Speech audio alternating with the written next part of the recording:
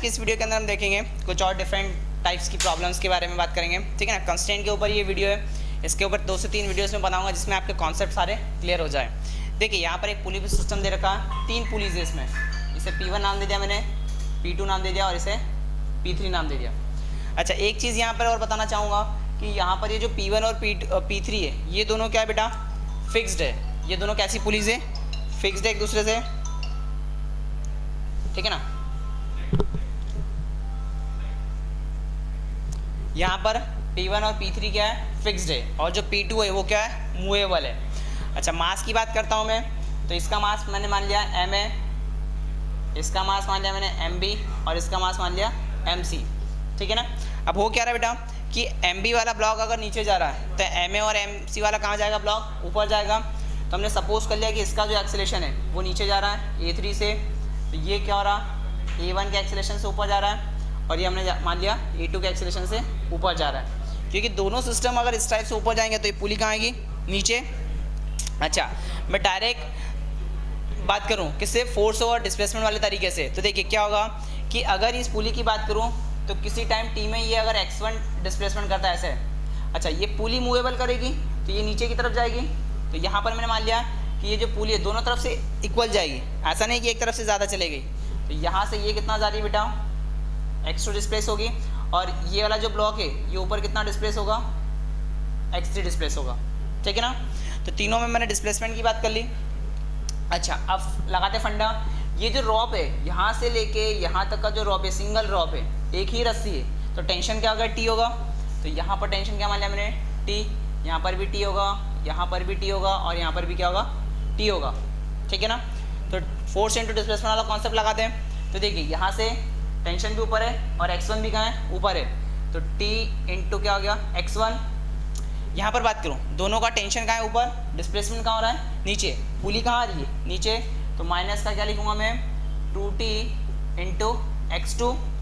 अच्छा, यहाँ पर ये m3 वाला ब्लॉक कहाँ जा रहा है, ऊपर जा रहा है, तो ये हो गया प्लस का t इंटू डिस्प्लेसमेंट x3 बराबर 0 आ गया, ठीक है ना। इसका डिस्प्लेसमेंट क्या मान लिया हमने, x3 मान लिया। तो यहाँ से अच्छा, इसका एक्सेलेरेशन में हम जैसे ही मान लेते हैं, इसे आप मान लीजिए a2 और इसे आप सपोज कर लीजिए a3, ताकि कोई प्रॉब्लम नहीं आएगी, ठीक है ना। अब देखिए यहाँ से कितना आ जाएगा बेटा, t ऑफ x1, अच्छा t से t कैंसिल आउट कर देते हैं तीनों में, तो यहाँ कितना बचेगा हमारे पास, क्या x1 माइनस का 2x2 प्लस x3 बराबर 0, ये बचेगा क्या, 2x2 का ले जाइए, तो 2x2 बराबर कितना जाएगा बेटा, x1 प्लस x3 आ जाएगा। तो ये आपके पास एक रिलेशन आ गया, क्लियर। 2x2 इसका कितना होगा, 2x2 डिस्प्लेस होगा, ये हो गया x1 और ये x3 हो गया। इसका डिफरेंशिएट करोगे तो वेलोसिटी में रिलेशन क्या आ जाएगा, 2v2 बराबर v1 प्लस v3, और तीसरा क्या आ जाएगा एक्सेलेरेशन के लिए, एक बार और डिफरेंशिएट कर दो तो क्या लिख सकते हैं, 2a3 बराबर a1 plus a3, sorry 2a2, 2 times of a2 बराबर a1 प्लस a3।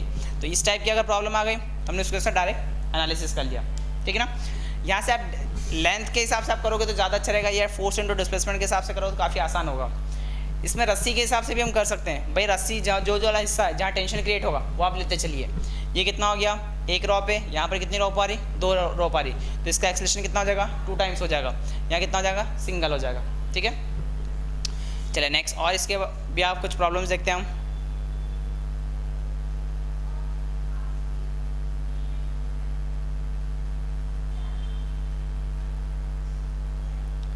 देखिए यहाँ पर एक सिस्टम लेते हैं हम,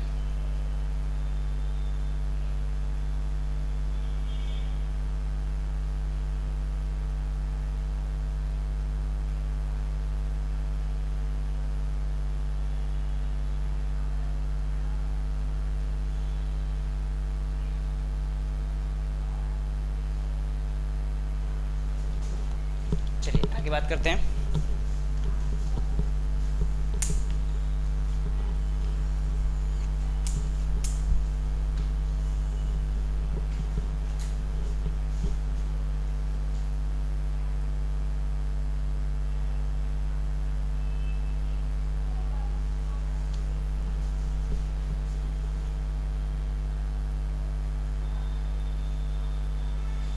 देखिए एक ब्लॉक है हमारे पास इस टाइप से, और यहाँ पर एक पुली है, ठीक है। इस पुली के ऊपर एक ब्लॉक लगा हुआ है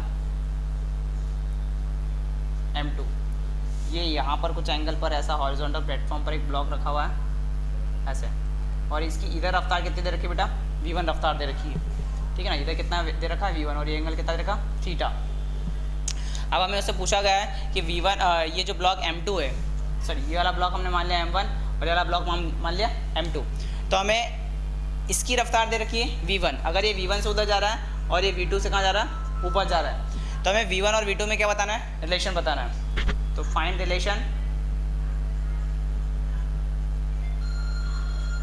बिटवीन v1 एंड v2, ठीक है ना। तो इसको सॉल्व करने के जो तरीके हैं, ये वाला जो तरीका मैं आपको बताऊंगा, ये अलोंग द स्ट्रिंग वाला बताऊंगा। कौन सा वाला बताऊंगा, अलोंग द स्ट्रिंग वाला। या आप जो फोर्स इनटू डिस्प्लेसमेंट वाला मेथड बताया वो भी आप कर सकते हैं, उसमें भी कोई दिक्कत आपको नहीं आएगी। तो देखिए पहले हम अलोंग द स्ट्रिंग की बात करते हैं। अगर वेलोसिटी का वो वाला जो पॉइंट है वो v1 से किधर जा रहा है, इधर जा रहा है, तो अलोंग द स्ट्रिंग बात करो ये होगा। अगर ये एंगल थीटा है तो क्या इसका ये वाला एंगल भी कितना हो जाएगा बेटा, थीटा हो जाएगा। तो ये एंगल हमारे पास कितना हो गया, थीटा हो गया। इस v1 का ये कंपोनेंट कितना हो जाएगा, v1 cos थीटा, और इसका एक कंपोनेंट इधर हो जाएगा, this is v1 sin theta. ये रॉप आपकी ऐसे जाके कुछ यहाँ पर आ रही है, ये ब्लॉक मैंने मान लिया इस टाइप से v2 से। तो रस्सी के अलावा अगर मैं बात करूँ तो रॉप के अलावा एक वेलोसिटी तो लग रही है v1 cos थीटा, और दूसरा क्या लग रहा है, v2 लग रहा है। भाई ये v2 से ऊपर जा रही है ना, और ये रॉप के अलावा क्या आ जाएगी, v1 cos थीटा। तो मैं डायरेक्ट यहाँ से लिख सकता हूँ क्या, v1 cos थीटा बराबर v2। तो यहाँ से हमने क्या अलोंग द स्ट्रिंग बात कर ली, बाय अलोंग स्ट्रिंग। तो अलोंग द स्ट्रिंग बात करो तो इस v1 का कंपोनेंट क्या आ गया, v1 cos थीटा, और ये कितना हो जाएगा आपके पास, v2 आ जाएगा, ठीक है ना। तो इस टाइप से इसको सॉल्व कर लिया हमने। चलिए ये पहला तरीका होगा, डायरेक्ट आप इसको देखकर लिख सकते हैं। दूसरा तरीका मैं बताता हूँ, एक और आसान वाला।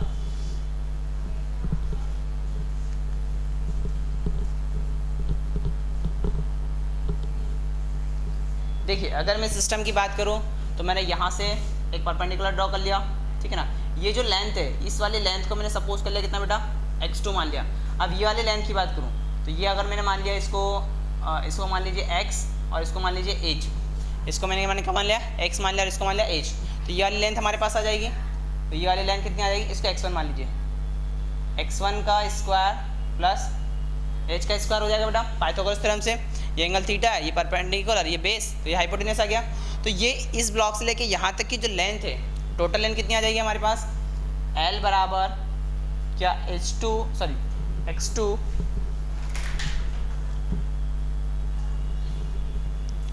क्या ये वाली लेंथ हमारे पास x2 हो गया, कौन सी वाली, x2, और ये हाइपोटेन्यूस की लेंथ ये कितना हो गया, plus under root of x1 का स्क्वायर प्लस कैपिटल H का स्क्वायर। अच्छा पुली यहाँ पर फिक्स्ड है तो ये तो आपके कांस्टेंट रहेगी, ठीक है। अच्छा ये जो x1 है चेंज होती जाएगी, क्योंकि हम v वेलोसिटी से उसको इधर लेके जा रहे हैं, तो x1 आपका क्या होगा, चेंज होते जाएगा। ये जो इक्वेशन लिखी है इसका हम क्या कर लेते हैं, टाइम के रेस्पेक्ट में डिफरेंशिएट कर लेते हैं। तो कितना हो जाएगा आपके पास, यहाँ से दिस इज dl/dt, ये हो जाएगा dx2 अपॉन में dt, इसका डिफरेंशिएट कितना हो जाएगा 1 अपॉन में 2 अंडर रूट ऑफ x1 का स्क्वायर प्लस h का स्क्वायर, और ऊपर कितना आ जाएगा बेटा 2x1 आ जाएगा। और यहाँ पर x1 का वापस से डिफरेंशिएट होगा तो उसे हम लिखेंगे dx1 अपॉन में dt, ठीक है ना, क्योंकि टाइम के रेस्पेक्ट में करना था, और h का कितना हो जाएगा 0। अच्छा यहाँ पर जो टोटल लेंथ है किसकी, स्ट्रिंग की, वो तो कांस्टेंट रहेगी। भाई ये ब्लॉक ऊपर जाएगा, ये ब्लॉक आगे की तरफ मूव करेगा, तो लेंथ क्या रहेगी, कांस्टेंट। तो ये तो हो जाएगा आपके पास 0। ये कितना है, dx2 से। अभी dx2 से कहाँ जा रहा है, ऊपर, कहाँ जा रहा है, ऊपर। तो x2 क्या हो रहा है आपका, मिनिमम हो रहा है, कम हो रहा है, रिड्यूस हो रहा है, तो वो क्या जाएगा माइनस ऑफ v2, 2 से 2 आपका कैंसिल आउट, ठीक है ना। x1 ऊपर क्या बचा, x1 अपॉन में अंडर रूट ऑफ x1 का स्क्वायर प्लस h का स्क्वायर, और ये dx1 dt positive x direction में मान लें, क्योंकि इधर आपका x क्या हो रहा है, बढ़ते जा रहा है, तो उस कंडीशन से ये कितना आ जाएगा आपके पास v1, क्लियर है। अब देखिए यहाँ अगर मैं बात करूँ तो ये x1 अपॉन में x स्क्वायर प्लस x1 का स्क्वायर प्लस h स्क्वायर आ रहा है, मतलब बेस अपॉन में क्या आ रहा है, हाइपोटेन्यूस, बेस अपॉन में हाइपोटेन्यूस, और ये एंगल आपका थीटा है, तो इसे मैं क्या लिख सकता हूँ, कॉस थीटा, क्या लिख सकता हूँ, कॉस थीटा। तो यहाँ से कितना आ जाएगा 0 equal to minus of V2 plus ये हो गया आपके पास कॉस थीटा इंटू V1, उधर ले जाइए तो यहाँ से कितना आ जाएगा बेटा V1 कॉस थीटा बराबर V2, कितना आ गया V1 कॉस थीटा बराबर V2। तो ये हमने क्या करा, लेंथ को मेजर करके इसको कैलकुलेट कर लिया। क्लियर है? तो उस पैटर्न में भी आप इसको कर सकते हैं। ठीक है, एक मैं आपको तरीका बताता हूँ टेंशन वाला तरीका भी देखते हैं, आंसर उससे यही आएगा। तीनों कॉन्सेप्ट इसलिए बता रहा हूँ कि आपको आसान रहे, जो भी आपसे सुटेबल रहे लगाते आ जाए वो आप लगा सकते हैं। तीसरा कॉन्सेप्ट वर्क डन वाला लगाते हैं।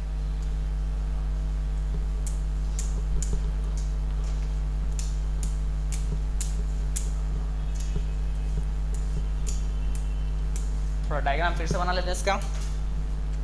ठीक है, तो क्या हो गया, ये आपके पास हॉरिजॉन्टल प्लेटफॉर्म हो गया, इस पर एक पुली इस टाइप से हो गई।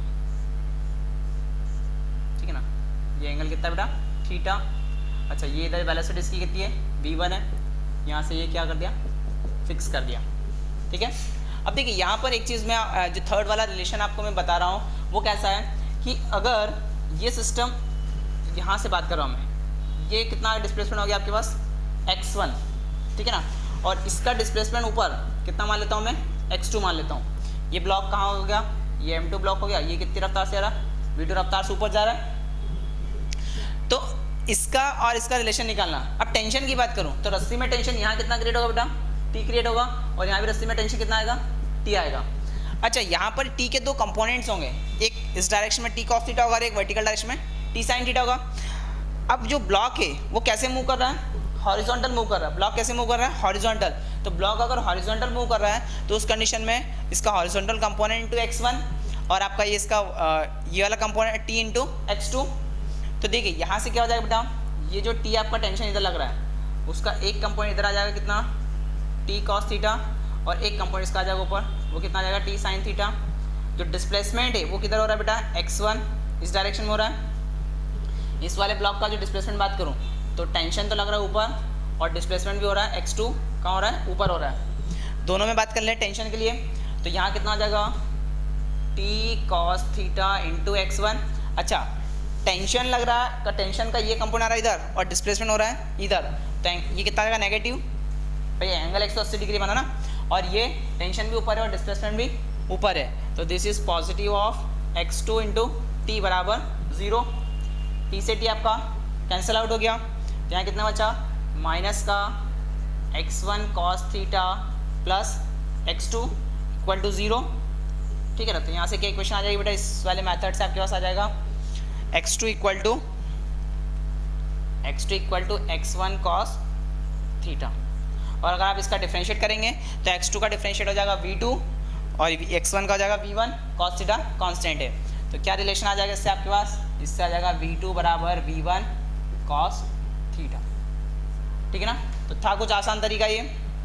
चलिए कुछ और पैटर्न की और प्रॉब्लम देखते हैं।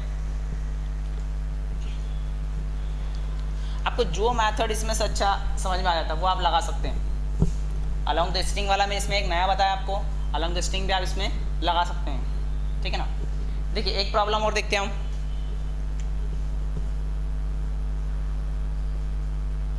एक स्ट्रिंग है, ये पुली है, यहाँ से एक ऐसे कनेक्टेड है और ये पुली यहाँ से हम इसे ऐसे मान लेते हैं, ऐसे कनेक्टेड है। ठीक है ना, ये जो एंगल है ये कितना बेटा थीटा एंगल, ये भी है, ये थीटा एंगल है। यहाँ पर हमने एक ब्लॉक मान लिया ऐसे, MB ब्लॉक मान लिया। यहाँ पर एक ब्लॉक हमने मान लिया क्या, MA ब्लॉक मान लिया। ठीक है ना, अब देखिए यहाँ पर क्या पूछा गया, अगर मान लीजिए ये वाला ब्लॉक V1 की स्पीड से ऊपर जाता है और ये वाला ब्लॉक V2 की रफ्तार से नीचे आता है, तो हमें V1 और V2 में क्या बताना है, रिलेशन बताना है। क्या बताना, रिलेशन। तो फाइंड रिलेशन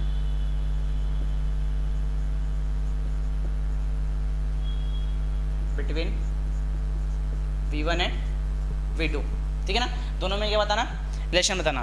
तो मैं इसको अलोंग द स्ट्रिंग के हिसाब से बात करूंगा। अलोंग के हिसाब से बात करूं तो देखिए ये ऑब्जेक्ट है, इसकी रफ्तार V1 है, तो V1 का ये कंपोनेंट कितना आएगा, V1 cos थीटा, ये कंपोनेंट भी इधर आएगा सॉरी ये V2 है तो V2 cos थीटा इधर, ये भी कितना आएगा V2 cos थीटा। तो रियलिटी में अगर आप देखोगे ये आपका V2 ऐसा है ठीक है ना। तो उसका ये कंपोनेंट हो जाएगा v2 cos थीटा, और इधर वाला के कंपोनेंट इधर आएगा वो भी जाएगा v2 cos थीटा, और v1 आपका कैसा लग रहा है बेटा, ऊपर लग रहा है। तो क्या ये v2 cos थीटा दोनों ऐड हो जाएंगे, तो ये टोटली कितना हो जाएगा 2v2 cos theta equal to v1। ये आपका रिलेशन हो गया। क्या हो जाएगा यहाँ से v1 अपॉन में v2 बराबर 2 cos थीटा। दोनों के बीच में एंगल हमने क्या मान लिया था, थीटा। थीटा अलग अलग भी हो सकता है, सेम भी हो सकता है। ये यहाँ पे एक्सीलरेशन का रिलेशन भी से लिख सकते हैं, एक बार डिफरेंशिएट कर लीजिए। तो 2a2 cos थीटा बराबर a1। तो इस टाइप से कंस्टेंट के यूज से हम क्वेश्चन कर सकते हैं, ठीक है ना। तो यहाँ के ये अच्छा क्वेश्चन बता दिया। चलिए और इसके बाद और वैराइटीज़ के क्वेश्चंस कुछ और करवाता हूँ मैं आपको, ताकि कॉन्सेप्ट आपके क्लियर हो जाए।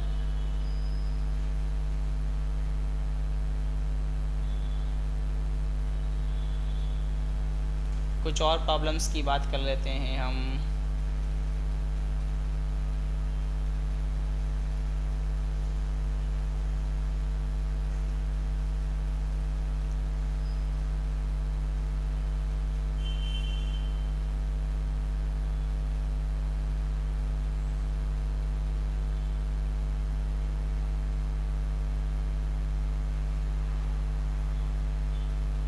चलिए अब जो कांस्टेंट की बात करेंगे, वेज और ब्लॉक की बात कर लेते हैं। नेक्स्ट कांस्टेंट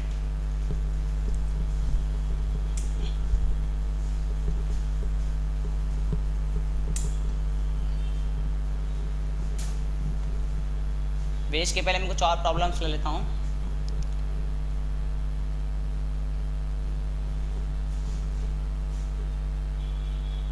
चलिए वेज की बात कर लेते हैं, ठीक है। जैसे मान लीजिए एक प्रॉब्लम है हमारे पास,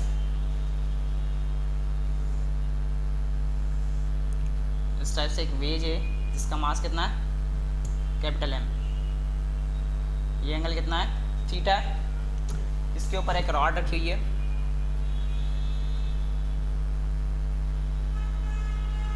ऐसे, और ये यहाँ पर क्या है, फिक्स कर रखी है। तो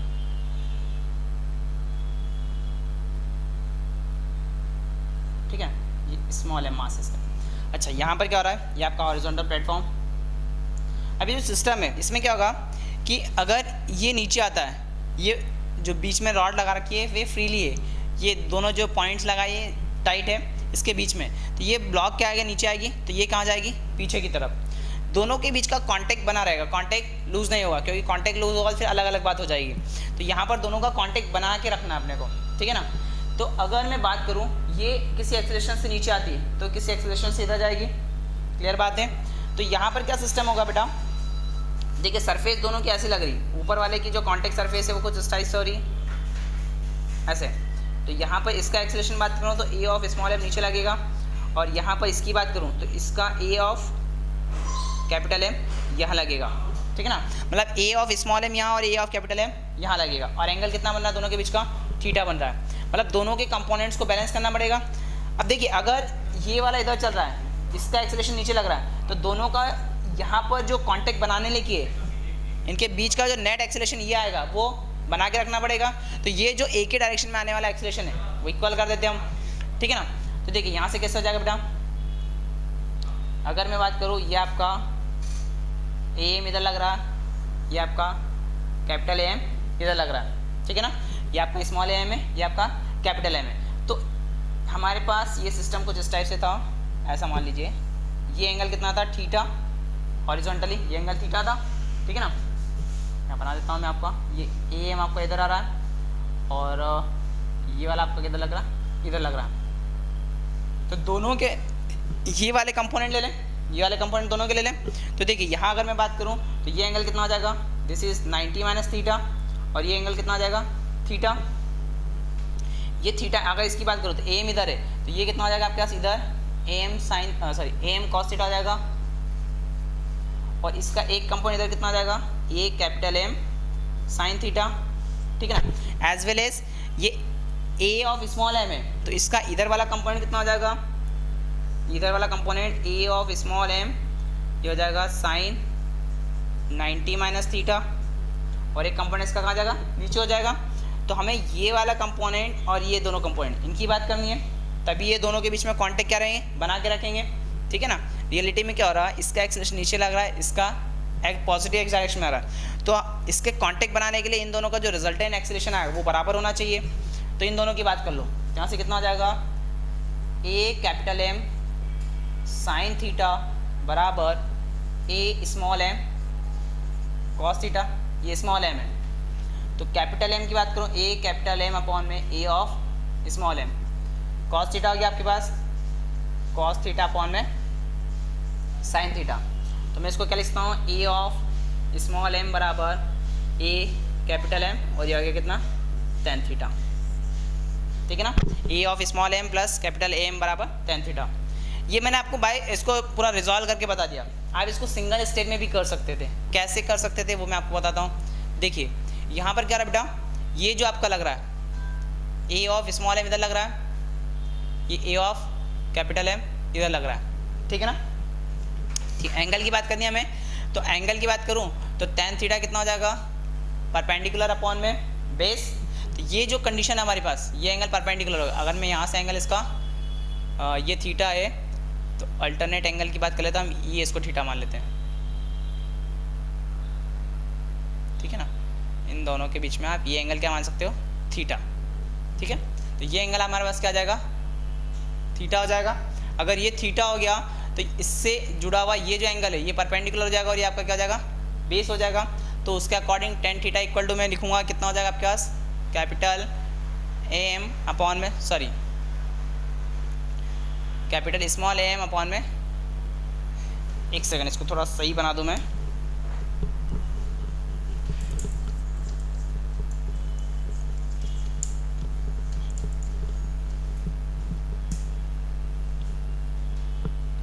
ये आपका एज वेल एज ऐसा आ रहा ए एम आ रहा और ये आपका किधर आ रहा है, इधर आ रहा है ए एम, ठीक है ना। तो हम इसको ऐसे मान लेते हैं, यहाँ से ए मान लेते हैं, ये एंगल हो जाएगा, ठीक है ना। ये आपका हो गया कैपिटल एम और ये आपका हो गया स्मॉल एम, ठीक है ना। तो टेन थीटा ये कैपिटल एम हो गया, ये एंगल थीटा हो जाएगा, ये परपेंडिकुलर हो जाएगा, ये आपका बेस हो जाएगा। तो यहाँ से कितना हो जाएगा, टेन थीटा इक्वल टू ये वाला एंगल डिवाइडेड बाई ये सॉरी ये वाला एक्सेलरेशन अपन में ये, तो ए ऑफ स्मॉल एम बराबर ए ऑफ कैपिटल एम, इसके अंदर मल्टीप्लाई कर दीजिए। तो ए स्मॉल एम बराबर कितना हो जाएगा, ए कैपिटल एम टेन थीटा। ये वन स्टेप में आप लिख सकते हैं, ठीक है ना।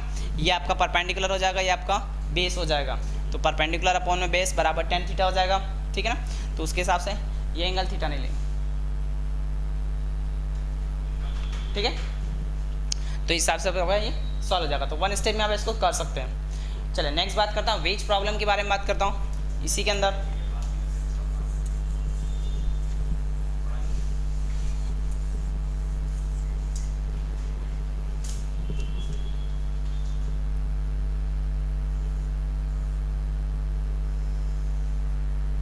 ये कैपिटल एम मास का वेज है, इसके ऊपर एक आपका स्मॉल एम आपका ब्लॉक रखा हो, ये एंगल आपका कितना थीटा है, ठीक है ना। अब यहाँ पर क्या हो गया बेटा, ये हॉरिजॉन्टल प्लेटफॉर्म है, वही बात अगर ये स्मॉल एम का मास नीचे आता है तो ये किधर जाएगा, पीछे की तरफ।